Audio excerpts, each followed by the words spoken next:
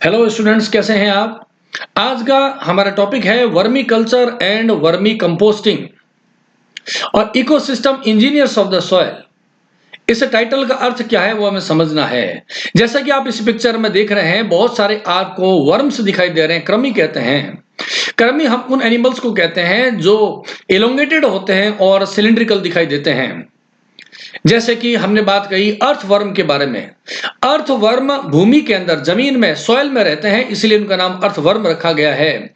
और ये अर्थवर्म्स क्या करते हैं, सॉइल यानी कि मृदा में उपस्थित डेड ऑर्गेनिक मटेरियल, यानी कि गोबर व डेड, हम कहेंगे पत्तियां, लीव्स वगैरह, उनको खाते हैं। और खाने के पश्चात वो उत्सर्जनी पदार्थ के रूप में जिन मटेरियल को उत्सर्जित करते हैं उसे हम वर्म कास्टिंग कहते हैं, जिसका उपयोग खाद बनाने में किया जाता है, खाद के रूप में किया जाता है। इसीलिए उसे हम वर्मी कंपोस्टिंग भी कहते हैं।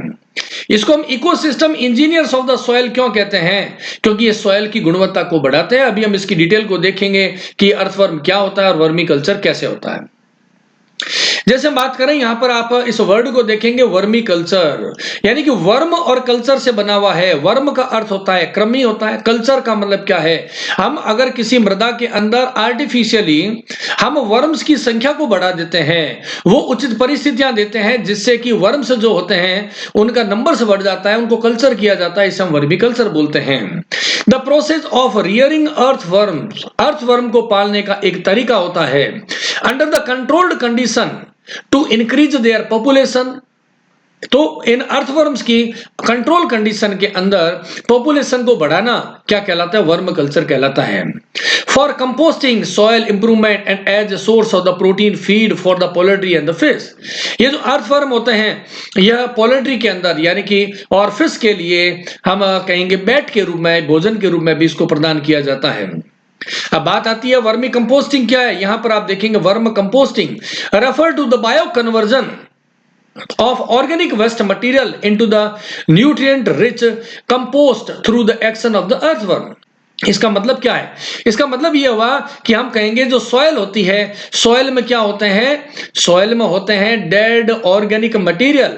सॉइल में क्या होते हैं, डेड ऑर्गेनिक मटेरियल होते हैं, जहां पर गाय बांध के रखते हैं, जहां पर पेड़ पौधों की सूखी पत्तियां, टहनियां पड़ी रहती है, उनको फूड के रूप में, यानी इसको फीडिंग कौन कर लेते हैं, अर्थवर्म से इनसे अपना भोजन प्राप्त कर लेते हैं। और जैसा कि आप नीचे यहां पर इमेज में देख पाएंगे कि ये जो अर्थवर्म क्या कर लेते हैं, डेड ऑर्गेनिक मटेरियल को खा करके मृदा का निर्माण कर देते हैं, कंपोस्ट बनाते हैं, खाद बनाते हैं।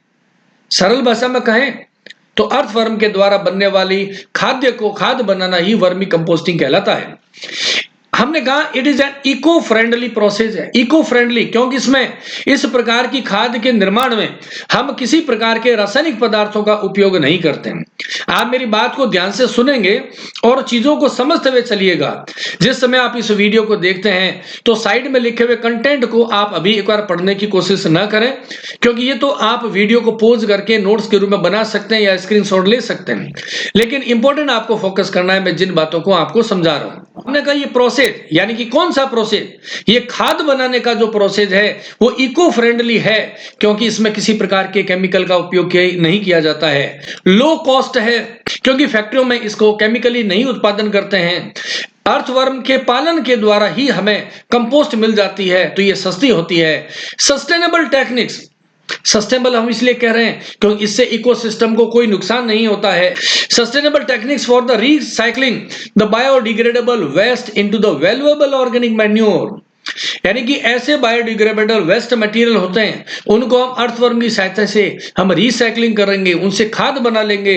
आप देखें कितनी अच्छी टेक्निक है कि इसमें जितने भी डेड एनिमल है, पार्ट है, जैसे हमने कहा आपने फ्रूट्स को खाया, फ्रूट्स के छिलके हो सकते हैं, और हम कहते हैं कि पेड़ पौधों की पत्तियां हो सकती है, ये सब डेड ऑर्गेनिक मटेरियल है हमारे। एक क्या है, ये वेस्ट मटेरियल होता है, इस पे अर्थवर्म हम कहेंगे उसका कंज्यूम करके और हमारे लिए क्या बना देता है, वेरी इंपॉर्टेंट खाद का, मैन्यूर का फॉर्मेशन कर देता है। इसलिए बायो हम कहेंगे degradable, biodegradation by the natural process है। अब ये कैसे किया जाता है, इसके लिए वेरी इंपॉर्टेंट एनिमल कौन सा है, तो हम कहेंगे अर्थवर्म। अर्थ वर्म, अर्थ यानी कि भूमि, जमीन में रहने वाले, worm like structures, worm like the animals called as the earthworm, act as the biological agent for the formation of vermicompost that fragment and mix organic residues, enhancing the microbial activity and accelerating the decomposition process. अभी हम technique को देखेंगे और अभी मैं आपको एक video दिखाने वाला हूं थोड़ी देर में। पहले हम समझेंगे अर्थवर्म कैसा होता है। प्रिंसिपल ऑफ वर्म कंपोस्टिंग की बात करें कि जब हम वर्म कंपोस्टिंग करनी है तो उसका बेसिक प्रिंसिपल क्या है, तो देखें, this process is based on the combined action. यहां पे हम कहेंगे अर्थवर्म, यहां पर देखें नंबर 1 पे लिखा हुआ है अर्थवर्म और नंबर 2 पे लिखा माइक्रो ऑर्गेनिज्म। इन दोनों के सम्मिलित प्रयास से हम क्या करते हैं, खाद्य का निर्माण करते हैं। ये क्या करेगी अर्थवर्म, द फ्रेगमेंटेशन, जो बड़े बड़े डेड ऑर्गेनिक मटेरियल है ना, लार्ज जो मॉलिक्यूल्स होते हैं, बड़े बड़े डेड ऑर्गेनिक मटेरियल, उसको क्या करेंगे, ये छोटे छोटे टुकड़ों में विभक्त कर देते हैं, जिसे हम क्या बोलते हैं, इसे हम फ्रेगमेंटेशन कहते हैं। छोटे टुकड़ों में बना देंगे ताकि इसके ऊपर कौन इजीली काम कर सके, इसके ऊपर माइक्रोब से वो काम कर सकते हैं। समझ गए बात को। और जब ये अर्थवर्म इनका फ्रेगमेंटेशन कर देगा तो माइक्रोब्स क्या करेंगे, माइक्रोब्स करेंगे केमिकल डिग्रेडेशन। माइक्रोब्स क्या करेंगे, माइक्रोब्स करते हैं केमिकल डिग्रेडेशन कहते हैं।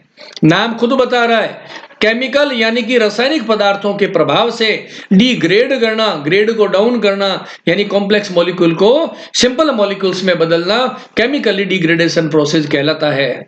तो दोनों के सामूहिक प्रयास से by the process of earthworm and by the process of micro organism, large dead organic materials are converted into the manure, खाद का निर्माण कर लेते हैं, हम उसे कंपोस्ट बना लेते हैं जिसको हम वर्मी कंपोस्टिंग बोलते हैं। ये अर्थवर्म क्या करते हैं, ये डिकम्पोजेबल ऑर्गेनिक मटेरियल को डाइजेशन के रूप में, आपने देखा हुआ है अर्थवर्म कैसा होता है, आगे मैं आपको वीडियो दिखाने वाला हूं। ये अर्थवर्म हो गए, सॉइल के अंदर रहते हैं, ये क्या करेंगे, डेड ऑर्गेनिक मटेरियल को खा लेंगे और अपने एनस के द्वारा क्या छोड़ेंगे, वर्म कास्टिंग्स, जो कि उसका उत्सर्जी पदार्थ होता है ना। और ये जो उत्सर्जी पदार्थ की जो वर्म कास्टिंग होती है, इसी का उपयोग किया जाता है, खाद्य निर्माण के अंदर करते हैं। ध्यान से समझना है, जल्दबाजी नहीं करना है, टॉपिक बहुत इंटरेस्टेड होने वाला है। अब हमने पहले अर्थवर्म के बारे में बात कर रहे हैं, तो पहले देखते हैं अर्थवर्म की हम सिस्टमेटिक पोजीशन क्या है, यानी कि एनिमल क्लासिफिकेशन में हम उसे कहां रखते हैं। तो सबसे पहले देखिए यहां पर क्या लिखा है, फाइलम इसका होता है एनेलिडा। एनेलिडा वर्ड किससे बना हुआ है, दो चीजों से बना हुआ है। पहला वर्ड है, देखिए मैं लिख रहा हूं एन्यूलस। एन्यूलस का अर्थ होता है रिंग, यानी ऐसे एनिमल्स जिनके शरीर में रिंग्स होती है, जैसे मान लेते हैं एलिडा कैनिमल है, इसके ऊपर क्या होगी, बहुत सारी रिंग्स होगी, वलय होती है, इसे लिए इन्हें वलयधारी या रिंग बियरिंग एनिमल्स बोलते हैं। क्लास इसकी है ओलिगोकीटा। आपकी मैंने एक क्लासिफिकेशन की अलग से वीडियो बना रखी है। कौन सी, हमने कहा कि एनेलिडा की 3 क्लासेज होती है, पोलिकीटा, ओलिगोकीटा और हिरुडिनेरिया। ये जो ओलिगोकीटा है, इस क्लास में रखा गया अर्थवर्म को। क्यों, ओलिगो जो वर्ड होता है उसका मतलब होता है फ्यू, और कीटा का मतलब होता है लुकोमोटरी ऑर्गन्स। लुकोमोटरी ऑर्गन्स, किसके लुकोमोटरी ऑर्गन्स, अर्थवर्म के। अर्थवर्म के सेगमेंट्स हैं, देखो मैं जहां निशान लगा रहा हूं ना, यहां पे इस इमेज में देखिए, ऐसे छोटे छोटे क्या होते हैं, छोटे छोटे होते हैं, इसमें सीटी कह देते हैं या सीटी होते हैं या सीटा बोलते हैं। इनकी हेल्प से अर्थवर्म लोकोमोशन करता है। समझ गए बात को।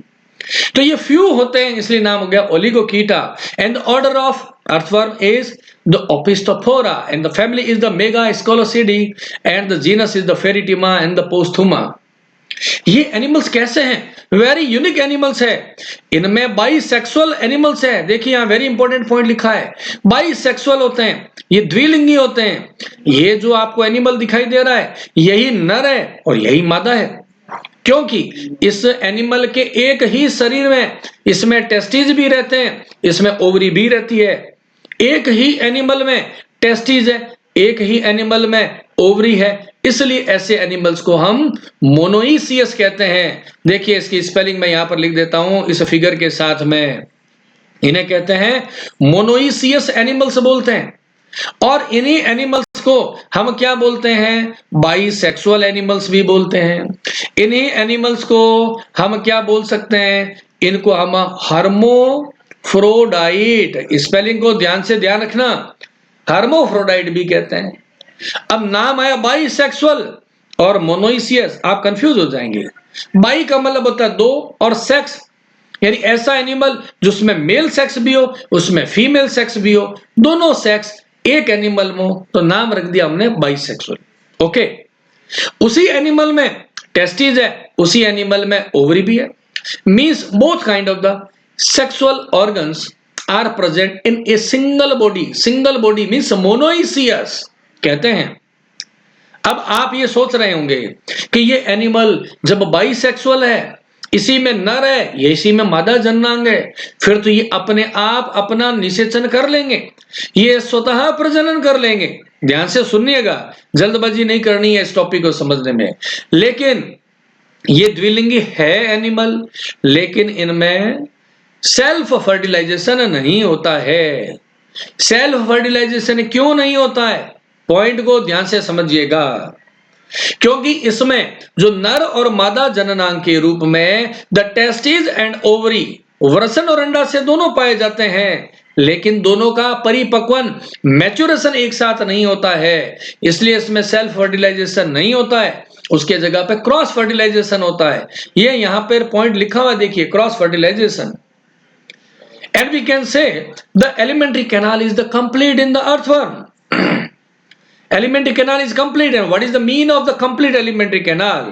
If a alimentary canal has the mouth at the one end and the anus on the other end, such kind of the alimentary canal is called as the complete alimentary canal. तो complete इसमें आहार नाल होती है, पूर्ण आहार नाल। एक तरफ मुख होता है, दूसरी तरफ गुदा होती है। रेस्पिरेशन की बात करते हैं, ये एनिमल जमीन में रहते हैं, समझ गए बात में, मिट्टी के अंदर धंसे हुए रहते हैं, तो इनके अंदर फेफड़े नहीं होते हैं, गिल्स भी नहीं होते हैं। इनकी स्किन के द्वारा रेस्पिरेशन होता है। इसकी त्वचा, it's skin is highly adapted for the cutaneous respiration. Word को ध्यान रखें, यहां पर मैं लिख देता हूं, इस स्लाइड में नहीं लिखा हुआ है, क्यूटेनियस रेस्पिरेशन। क्यूटेनियस रेस्पिरेशन का मतलब होता है स्किन के द्वारा होने वाला रेस्पिरेशन, क्यूटेनियस रेस्पिरेशन होता है। एक्सक्रीशन, इसके लिए नेफ्रिडिया होती है, वेरी इंपॉर्टेंट है, एमसीक्यूज में पूछ सकते हैं। अर्थवर्म में या एनिलिडा के एनिमल्स में उत्सर्जन कैसे होता है? तो हम कहेंगे नेफ्रिडिया के द्वारा। डिटेल की बात करोगे तो हमने एक अलग से वीडियो बना रखी है, द कैरेक्टरिस्टिक्स फीचर्स एंड हम कहेंगे क्लासिफिकेशन ऑफ द एनेलिडा। एक प्लेलिस्ट बना रखी है क्लासिफिकेशन की, आप उसमें देखिएगा। हमने कहा डबल वेंट्रल नर्व कोड होता है। डबल वेंट्रल कोड हमारी बॉडी में डोर्सल साइड कहां होती है? हमारे पीछे की साइड होती है डोर्सल। हमारा नर्व कोड पीछे होता है, इनके आगे होता है, यानी कि वेंट्रल साइड में होता है। डबल होता है, कैसे होता है? देखिए मैं यहाँ पे इस इमेज के पास बना रहा हूं। इस एनिमल्स में ब्रेन नहीं होता है, आप देखिए यहाँ फिगर में जो मैं बना रहा हूं, ब्रेन के स्थान पे नर्व रिंग होती है। The nerve ring is found in place of the brain. और उसके बाद देखिए जैसे मैं बना रहा हूं, यहाँ पे वेंट्रल साइड में डबल नर्व कोड होता है, जिसपे बहुत सारे छोटे छोटे गैंग्लियंस होते हैं, जिससे बॉडी के विभिन्न पार्ट में क्या जाती है? नर्व्स जाती है। ऐसा इसका नर्वस सिस्टम होता है। अगेन मैं बता रहा हूं, डिटेल में पढ़ने के लिए एनिलिडा में क्लासिफिकेशन वाली वीडियो जरूर देखें आप। क्लोज्ड ब्लड सर्कुलेटरी सिस्टम होता है, इनके अंदर रक्त है पूर्णतः ब्लड वेसल्स में बहता है, और इनके ब्लड में हीमोग्लोबिन होता है। बस अंतर इतना सा है, हमारा हीमोग्लोबिन रक्त कणिकाओं में, in the human being the haemoglobin is found in the blood cells, और इसमें ब्लड के प्लाज्मा में रहता है। समझ गए बात को? अभी मैं आपको दिखाता हूं कि अर्थवर्म होता है वो कैसे दिखता है, और इस अर्थवर्म के अंदर मोमेंट होता है कैसे होता है, ये कैसे लोकोमोशन करता है, उसी बात को अभी हम देखो समझने वाले हैं। इन अर्थवर्म्स को सॉइल में से एक पास में ही एक गार्डन है उससे निकाला गया है, ताकि आप आराम से देख सकें कि अर्थवर्म वास्तव में कैसा दिखाई देता है। तो इसलिए लाइव डेमोन्स्ट्रेशन के लिए वीडियो बनाई गई है। इस अर्थवर्म की सभी प्रजातियां वो हमारे काम की नहीं है। तो अर्थवर्म की कौन कौन सी स्पीसीज होती है वह वर्म कंपोस्टिंग के लिए इंपॉर्टेंट है, उसी के बारे में हम यहाँ पे अभी समझेंगे। हम कहेंगे मृदा के अंदर अर्थवर्म की पोजीशन क्या है, इसके आधार पे अर्थवर्म कई टाइप के होते हैं। जैसे यहाँ पे लिखा देखिए एपिजीइक अर्थवर्म, उसके बाद एंडोजीइक अर्थवर्म और एनेटिक अर्थवर्म होते हैं। ये इनके नाम किस आधार पे रखा गया है उसके लिए आपको कुछ नहीं करना। राइट साइड में मैंने एक इमेज बनाई है, आप उसको देखेंगे। यहाँ पर मैं गोला बना रहा हूं, देखिए ये है एपिजीइक अर्थवर्म। ये एपिजीइक अर्थवर्म कहाँ रहते हैं? ऊपर की ओर रहते हैं, सरफेस पर रहते हैं, ठीक है ना। जमीन के ऊपर ये चलते रहते हैं, सरफेस में रहने वाले होते हैं, उनको एपिजेइक कहते हैं। उसके बाद में देखिए एंडोजेइक अर्थवर्म कहां होता है। यहां पर इसी इमेज के अंदर आप देखेंगे एंडोजेइक अर्थवर्म है, जहां पर मैं गोला बना रहा हूं ये एंडोजेइक अर्थवर्म है। ये एंडोजेइक अर्थवर्म होते हैं, जमीन में गहराई में रहते हैं। जबकि ये तीसरे प्रकार के एनेइक जो अर्थवर्म्स होते हैं, ये क्या रहते हैं, देखिए यहाँ पर इस फिगर में देखो, ये लंबाई के अंदर अपने ब्यूरोज बनाते हैं, ऐसे वर्टिकल ब्यूरोज बनाते हैं। तो अर्थवर्म में इन तीनों टाइप्स में से कौन कौन सी प्रजातियां वो हमारे काम की है और कौन सी नहीं है, उसी के बारे में हम भी इसको समझते हैं। देखिए मैंने क्या लिखा है यहाँ पे, एपिजेइक अर्थवर्म ये कहाँ रहते हैं? हमने कहा सरफेस के अंदर रहते हैं, ओके। जबकि एंडोजेइक कहां रहते हैं? ये रहते हैं इनर रहते हैं, जमीन के अंदर रहते हैं, इसीलिए इसको एंडोजेइक कहते हैं। एनेटिक की बात करेंगे, लाइव बिलो द ग्राउंड, भूमि की सतह के नीचे रहते हैं। तो आपको इस टेबल में जो कैरेक्टर्स देख रहे हैं उससे आपको इसकी पहचान करनी है और तीनों में डिफरेंस समझना है। फिर मैं आपको ये बताऊंगा कि वर्मी कंपोस्टिंग के लिए कौन सी प्रजाति है वह हमारे लिए लाभप्रद है। जो एपिजेइक अर्थवर्म होते हैं, this earthworm build the week the burrows and eat on the soil eater. क्योंकि आपको मैं पहले से बता रहा हूं कि एपिजेइक अर्थवर्म वो होते हैं जो कि सरफेस पे रहते हैं, तो भूमि के ऊपर, मृदा के ऊपर जो हम कहेंगे भूमि के ऊपर जो छोटे छोटे डेड ऑर्गेनिक मटेरियल होते हैं उससे ये अपना भोजन प्राप्त करते हैं। साइज की बात करें तो ये बहुत छोटे होते हैं। तो अब देखेंगे एपिजेइक क्या होते हैं, साइज के अंदर बहुत छोटे होते हैं और ये हाईली डार्क और पिगमेंटेड होते हैं, ठीक है ना। और ये हाईली डार्क पिगमेंटेड क्यों होते हैं? क्योंकि एपिजेइक कहां रहते हैं? हम कह रहे हैं ये वो अर्थवर्म होते हैं जो कि सरफेस पर रहते हैं। जो जमीन की सरफेस पे ये अर्थवर्म रहेंगे तो सूर्य के प्रकाश से आने वाली अल्ट्रावायलेट रेडिएशन से, पराबैंगनी विकिरणों से ये प्रभावित होते हैं। इसीलिए क्या करते हैं, इनके शरीर में एडेप्टेशन के लिए इनकी स्किन डार्क पिगमेंटेड होती है, जो कि यूवी से प्रोटेक्शन देती है। अब देखिए रिप्रोडक्शन, ये रिप्रोड्यूस क्विकली, बहुत फास्ट इसमें रिप्रोडक्शन होता है और ये इंक्रीज पॉपुलेशन फास्ट। और ये ऐसे हैं प्रजातियां जो अपनी पॉपुलेशन को बहुत फास्ट फैलाती है और इंपॉर्टेंट है फॉर कंपोस्टिंग। अब आपको ये बात समझ में आ गई कि जो एपिजेइक होते हैं अर्थवर्म हैं वो वेरी इंपॉर्टेंट क्यों है वर्म कंपोस्टिंग के लिए। पहली बात, ये जमीन के ऊपर है, सरफेस के ऊपर, और हमें मृदा कहां बनानी है, हमें मैन्योर खाद कहां बनानी है, सरफेस के ऊपर। ये साइज में छोटे हैं और सबसे बड़ी बात, ये क्या करते हैं, फास्टली रिप्रोडक्शन करते हैं। तो पॉपुलेशन डेंसिटी को जल्दी बढ़ा लेंगे। जितनी ज्यादा अर्थवर्म की पॉपुलेशन फास्ट बढ़ेगी उतनी ज्यादा खाद का विकास होगा। तो ये जो एपिजेइक जो प्रजातियां होती है ये वर्मी कंपोस्टिंग के लिए वेरी वेरी इंपॉर्टेंट होती है।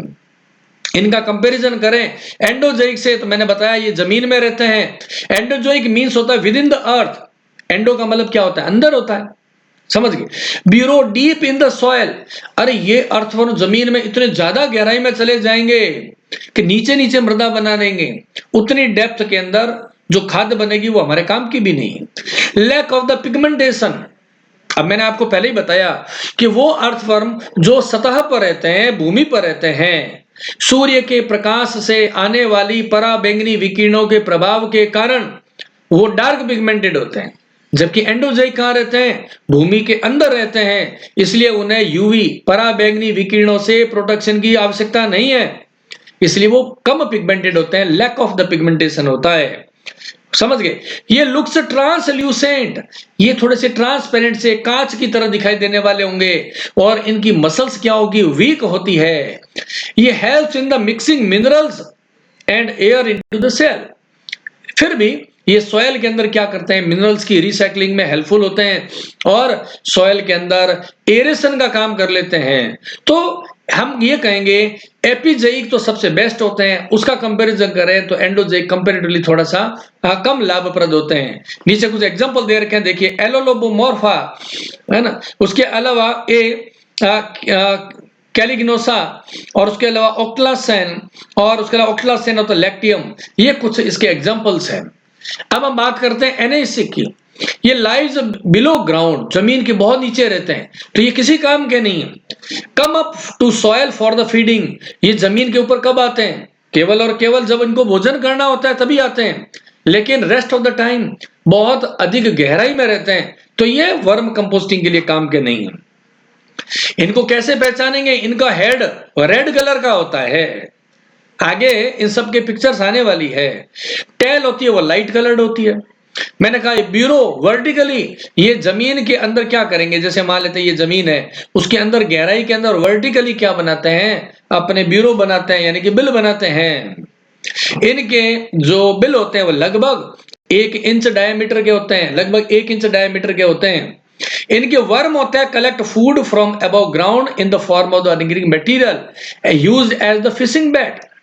हाँ, ये एक इंपॉर्टेंस है, वर्म कंपोस्टिंग में तो ये काम के नहीं है, लेकिन जब आप जानते हैं कई बार पिकनिक मनाने जाते हैं तो नदी या समुद्र के किनारे, नदियों के किनारे, किसी झील के किनारे जब हम मछलियों को पकड़ते हैं तो ये आप देखा फिशिंग करने वाले एक फिशिंग इंस्ट्रूमेंट आता है जिसमें आगे एक लकड़ी सी होती है और एक डोरी बंधी रहती है, तो वहां पर इस अर्थवर्म को बांध देते हैं फिशिंग बैट के रूप में, ताकि मछलियां पकड़ने में जरूर काम आ सकते हैं। ये 2 प्रजातियां हैं जिसके ये एग्जाम्पल दे रखे हैं एनएसिक। यहाँ पे मैं आपको बताता हूं कि अर्थवर्म की बहुत सारी वैरायटीज होती है, लेकिन अर्थवर्म की सभी प्रकार की वैरायटी का उपयोग वर्मी कंपोस्टिंग में हम नहीं कर पाते हैं। तो हमें ये समझना है कि अर्थवर्म की कौन कौन सी ऐसी वैरायटीज है जिसको हम वर्मी कंपोस्टिंग में काम में ले सकते हैं। इसी आधार पे हमने इस टॉपिक को 2 भागों में विभक्त कर दिया गया है, the suitable and non suitable earthworm species. तो first of all we study about the suitable earthworm.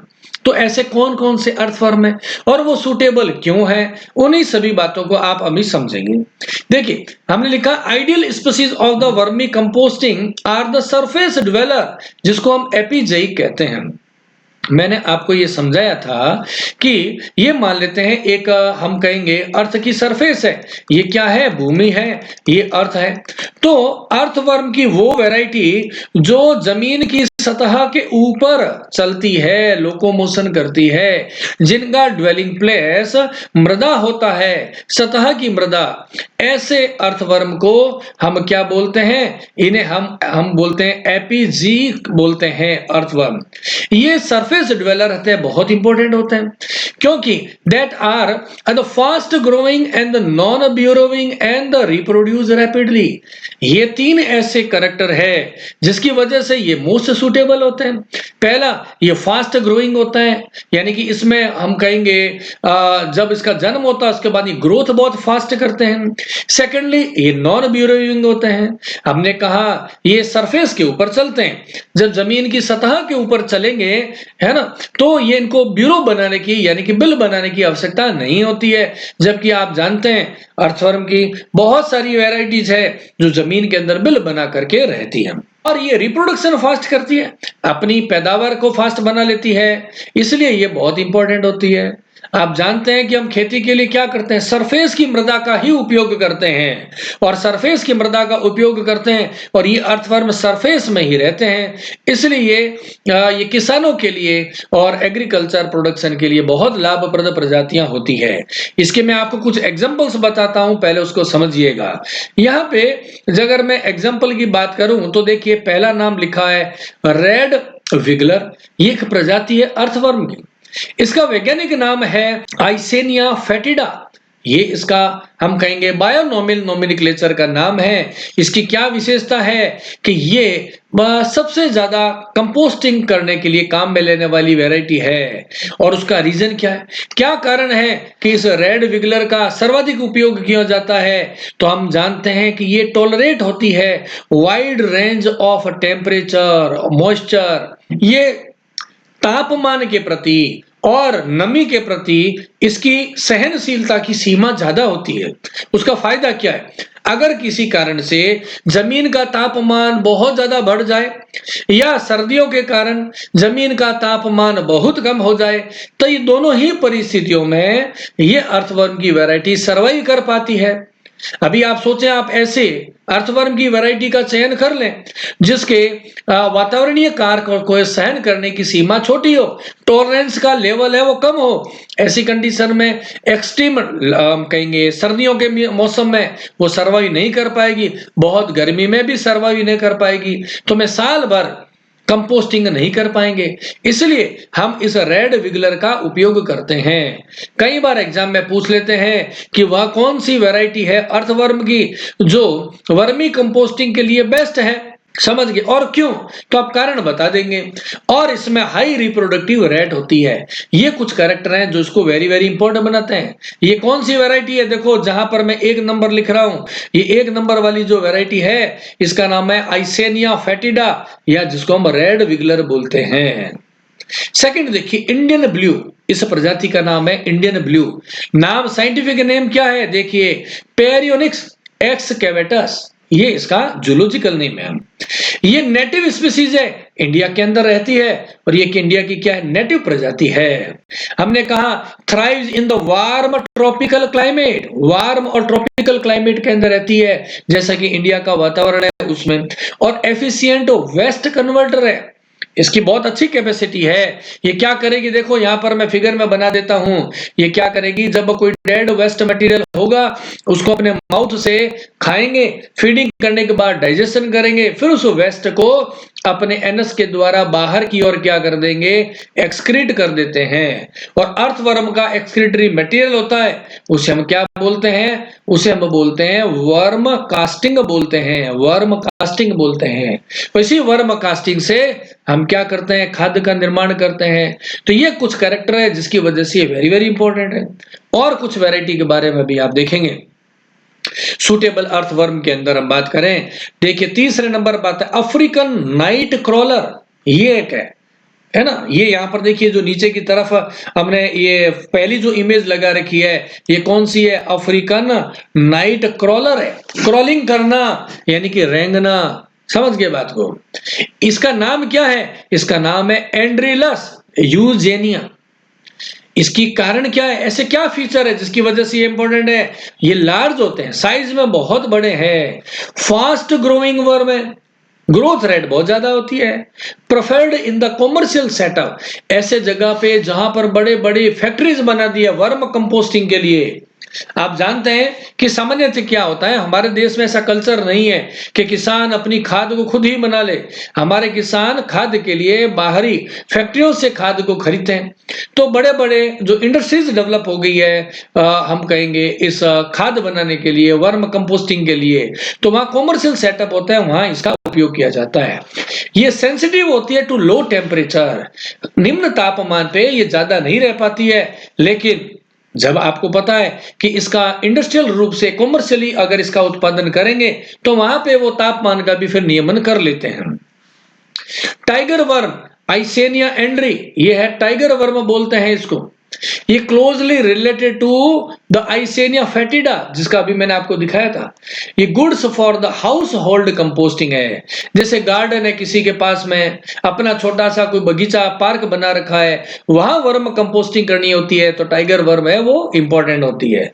MCQs में पूछ सकते हैं कि हाउस होल्ड कंपोस्टिंग के लिए कौन सी है वैरायटी ज्यादा काम की है, तो हम कहेंगे टाइगर वर्म। और अगर एमसीक्यू में पूछ ले कॉमर्शियली कंपोस्टिंग के लिए कौन सी बेस्ट वैरायटी है, तो आप कहेंगे अफ्रीकन नाइट क्रॉलर। यही तो एमसीक्यूज बनेंगे और क्या बनेंगे। समझ गए? उसके अलावा देखिए लेम्पिटो मॉरिसी, ये नेटिव इंडियन है, एनेक्टिक्स वर्म होता है। ये helps in the soil conditioning through less efficient in the composting. Composting में तो ये काम की नहीं है, लेकिन सॉइल को तैयार करने में इसकी बहुत महत्वपूर्ण भूमिका होती है। तो ये कुछ वेराइटीज है जो कि हम कहेंगे वर्म कंपोस्टिंग के लिए वेरी वेरी सुटेबल है। एग्जाम में क्वेश्चन पूछा जा सकता है आपको, write a short note on the different varieties, different suitable and the non-suitable species of the earthworm. तब आपको अभी जो मैं समझा रहा हूं उसके बारे में लिखेंगे शॉर्ट नोट के रूप में। अभी देखिए नॉन सूटेबल वेराइटीज कौन कौन सी होती है, ऐसे ऐसे कौन से अर्थवर्म हैं जो कि हम कहेंगे वर्मी कंपोस्टिंग में काम के नहीं है। तो देखिए हमने क्या लिखा है, एंडोजीक और एनेसिक स्पीसीज।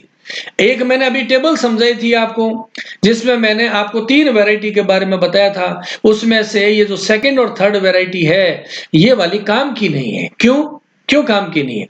ये पहली बात तो डीपर सोयल लेयर, जमीन के अंदर बहुत गहराई में रहती है। समझ गए बात को?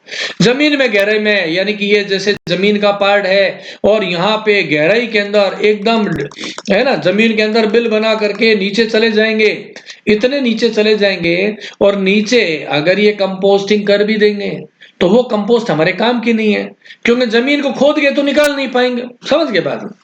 और feed mainly on the soil, not on the fresh organic material. ये सबसे बड़ी बात है। कोई आपको पूछ ले कि ये वाली जो प्रजातियां हैं वो नॉन सूटेबल क्यों हैं, तो हम कहेंगे ये डेड ऑर्गेनिक मटेरियल को खाती ही नहीं है। जब डेड ऑर्गेनिक मटेरियल को नहीं खाएगी, देखिए सबसे पहली बात आप जानते हैं कि जब अर्थवर्म की वैरायटीज डेड ऑर्गेनिक है ना, डेड ऑर्गेनिक मटेरियल को अपने फूड के रूप में खाएगी तो क्या बना देगी, उससे बना देगी ह्यूमस बनाएगी। और ये ह्यूमस होता है ना, ये प्लांट्स के लिए बहुत काम की चीज होती है। तो ये डेड ऑर्गेनिक मटेरियल खाती ही नहीं है तो ह्यूमस का फॉर्मेशन नहीं होगा। स्लो रिप्रोडक्शन एंड ग्रोथ, इनकी वृद्धि भी धीरे धीरे होती है और रिप्रोडक्शन दर भी क्या है, स्लो है। तो फिर तो हमारे काम का नहीं रहा। Cannot survive in the shallow composting pit. अगर मान लेते हैं हम कह देंगे छोटे, मतलब ऐसे आपने कंपोस्टिंग के लिए पिट बनाए जो कम गहरे हैं, तो ये नहीं रह पाएगी। एग्जांपल बताता हूं आपको, यहां पर आप देखें, मान लेते हैं कि हमने क्या किया, सीमेंट के बने हुए ऐसे टैंक बना दिए जैसे कि मैं यहां पर बना रहा हूं, और इसकी गहराई बहुत कम है। हम खेत में ज्यादा खोदना ही नहीं चाहते, कम गहराई वाला एक हम कहेंगे ये टैंक बना रखा है। तो इसमें वे अर्थवर्म जो कि सरफेस में चलते हैं, सरफेस ड्वेलर है, वो तो इसमें रह पाएंगे। लेकिन ये वैरायटी कहाँ रहती है, ये जमीन की बहुत गहराई में रहती है। तो ये छोटे जो पिट होंगे उसमें आप इसको कल्चर नहीं कर सकते हैं। तो ये कुछ ऐसे कारण है। तो एग्जाम में पूछ ले कि आप कौन ऐसी वैरायटीज के नाम बताएं अर्थवर्म की स्पीसीज का जो कि वर्मी कंपोस्टिंग के लिए सूटेबल नहीं है, उनके नाम बताएं और वो नॉन सूटेबल क्यों है उसका कारण बताएं। तो जो अभी मैंने आपको समझाया है और जो इस पीपीटी में लिखा है उसको आपको लिखना है। ये देखिए कुछ एग्जांपल्स है जिनके मैंने यहाँ पर पिक्चर लगा रखी है और साथ में आपको एग्जांपल्स के नाम भी मैंने दे रखे हैं। ये तो अब आपको रटना पड़ेगा और कोई रास्ता नहीं है। चलिए अभी देखते हैं नेक्स्ट। अब बात आती है वर्म कंपोस्टिंग क्या है।